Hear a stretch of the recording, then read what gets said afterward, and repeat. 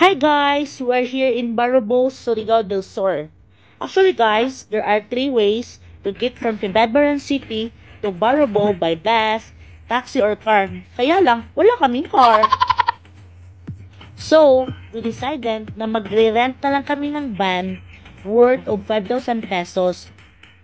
Actually guys, meron din siyang kalayuan from Cabanbaran City because the journey including transport takes approximately 3 hours and 51 minutes.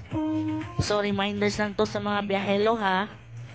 So tara na guys, we're going to Cabgan Island. Oh, magandang dilag. Oh, ayan na, nakikita na natin yung Turtle Island. Kaya tinatawag siya na Turtle Island guys because of the shape of the island in whole while at its back there is a small island that also resembles a small turtle.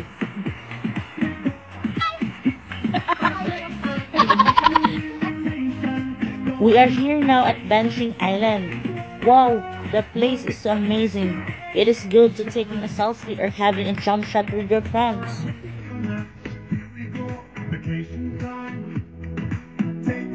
Wow!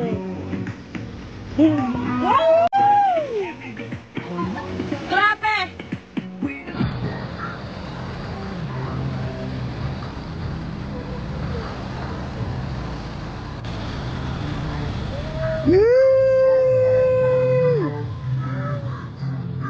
Wow!